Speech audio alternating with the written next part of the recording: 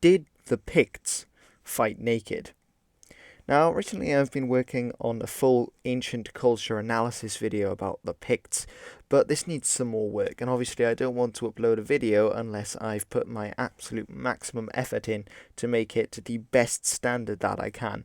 And the way I make these videos is that I will read a book or a few books on the subject to get a sufficient knowledge so that I can make a video to educate people about these topics, and then I will go ahead and make the video.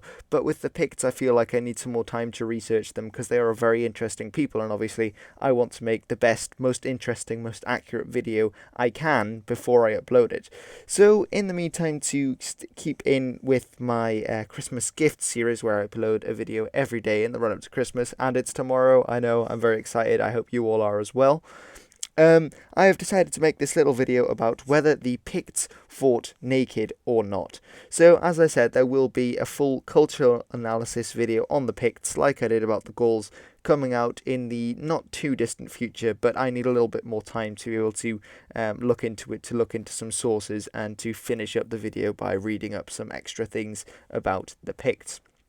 Now, in this one, I'm going to be examining if the Picts fought naked, and if they did this, why would they do it? So first of all, we're going to have a look at some of the sources for why the Picts might have fought naked.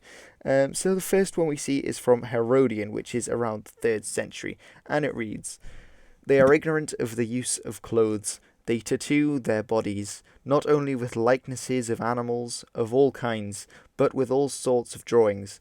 And this is the reason why they do not wear clothes, to avoid hiding the drawings on their bodies." So Herodian's reason for the Picts choosing to enter battle naked is so that they can show off their bling, so that they can show off their tattoos. And in fact, one of the theories for where the name Pict comes from is from Pictus, which is Latin for painted, obviously naming the Picts after their tradition of tattooing their bodies.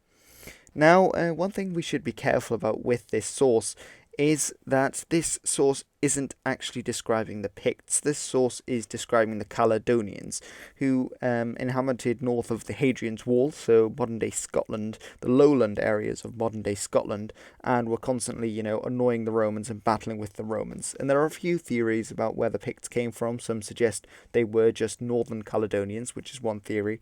Others suggest they were a pre-Celtic population. There were all the theories suggesting they were even Scythians, but I'll get into that in my full cultural analysis video. But with this source, we should be a little bit careful because obviously it's not describing the Picts, it's describing a related people. So it can give us an insight, but we shouldn't take this one too literally. Now, the next source that I have compiled here is from Gildas, and Gildas was a 6th century monk who actually witnessed the Pictish invasions of Britain after the Romans left. Now, obviously this is going to be a lot more reliable because he actually saw the Picts, and he says, "There was no respite from the barbed grappling irons flung by their naked opponents." And when he says opponents, he means the opponents of the Romano-British, and they were the Picts. So we can be fairly certain that if Gildas is telling the truth here, then they were naked. One thing we should be a little bit skeptical of, however, is that Gildas was Romano-British, and this is the name we give to the Britons after the Romans leave Britain in about 420 AD. And obviously they were invaded by the Picts, so he wouldn't be too fond of them. So he might be trying to portray the Picts as being particularly savage and saying, oh, well, they don't even wear clothes, they enter battle naked, ooh, how bad. So that might be one reason for it, why it might be less reliable, but I think it's fairly reliable, this source. Now we also have some evidence from symbol stones, and this is the symbol stone from Collesi, which is in Firth in Scotland. And as you can see on the stone, it is portraying a warrior. It might be a bit hard to see, but that warrior is naked. Now, the only thing we have to be careful of with this source is that, again, it's portraying the Caledonians and not the Picts, because it's made in Firth in Scotland, which at the time when the stone was made was not considered Pictish territory, but Caledonian territory. However, with the other source from Herodian, it does go to show people who were related to the Picts might have gone into battle naked, and, as I said, there are theories that the Caledonians and Picts were one and the same, the Caledonians being the southern group and the Picts being the northern group in the Roman time. Now, the next source that I've picked here is the Isi stone, which is in Angus in Scotland, which Angus is around Aberdeenshire, if you're not aware of where that is, and that was actually a Pictish kingdom, the kingdom of Ke. Now, I'm not sure if I'm pronouncing that right, but it's spelled C-E. And this obviously is more reliable. And here, if you couldn't see it on there, it's showing a warrior and likely a naked warrior. However, it's a bit hard to tell whether he is naked or not. It seems that he is naked, but he might have had signs of clothing on there that have weathered away over the years with corrosion, that kind of thing. So he might have initially been wearing clothes, but because of the weathering of the rock over the time, it might have disappeared. But it's also likely that he was portrayed naked, which again goes to prove our point that the Picts might have fought naked. So the next question logically is, why would they do this? Why would the Picts go into battle naked?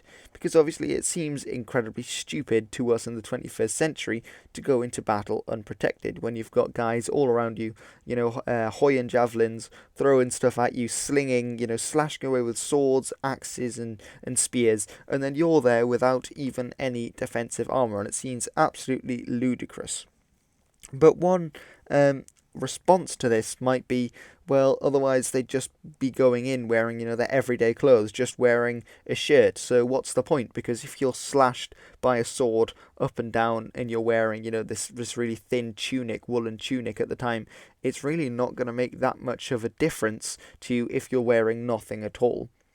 But with the Picts, this isn't the case, because in Pictish society, the warriors were the sons of the nobility, and they were this elite class. And because they were the sons of the nobility and been trained since a young age, they could pay for things like helmets, shields, and mail to protect themselves against these blows. So it wasn't like the Anglo-Saxon fyrd, where you had, the whole the peasantry, they were all in a militia. It wasn't like that in Pictish society. In Pictish society, it was, as I said, the sons of the nobility. So this reason doesn't really hold up here.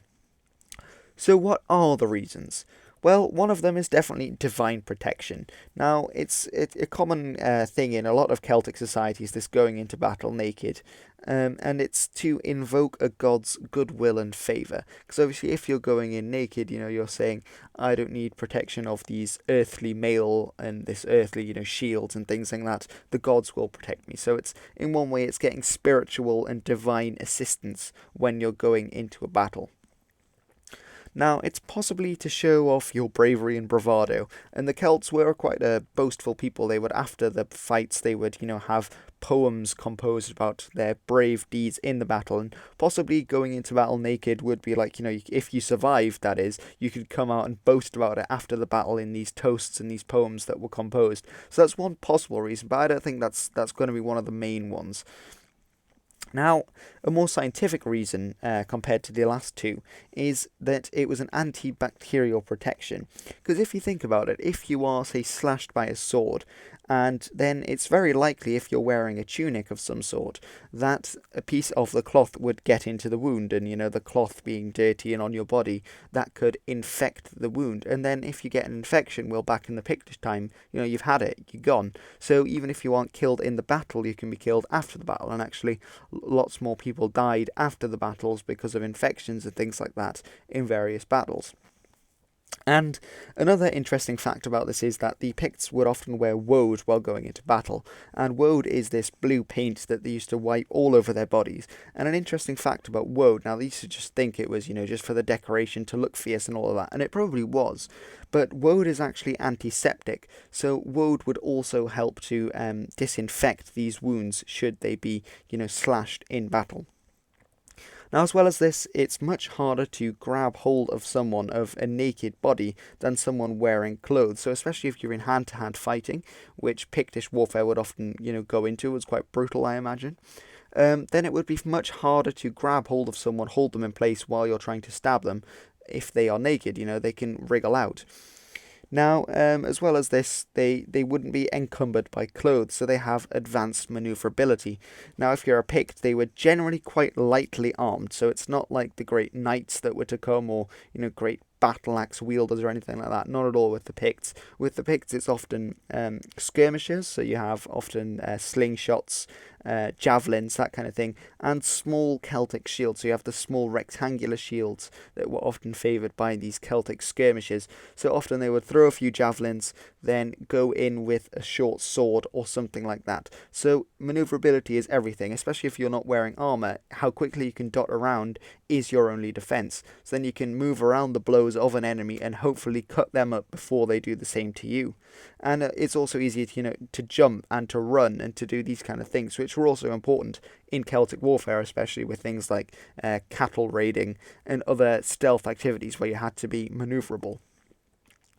And finally, it would be very intimidating to see this long line of naked warriors completely tattooed as the Romans have described and covered in woad coming running at you. And for Celtic warfare, the psychological aspect is very important. So this is also maybe a reason why the Picts and other Celtic peoples would go into battle naked. Alright guys, this has been a little short video on why I think the Picts might decide to go into battle naked and our evidence for them doing this. Do you agree with my conclusion on this? Now, as I said, I will have a full ancient culture analysis video on the Picts coming out shortly, but I needed a little bit more time to finish the books that I'm reading and to get my source work done. Now, tomorrow is Christmas Day. Merry Christmas, everyone. And it will be the last day of my daily uploads. After that, I will be trying to upload every week as normal. Now, some weeks I might not be able to get it done, but I will try to make up for this as we go down the line. Alright guys, thank you very much for watching. Please like, comment and subscribe. This has been History with Hilbert, and I will be joining you again tomorrow with the final episode of History with Hilbert's Christmas Gifts. Merry Christmas, everyone.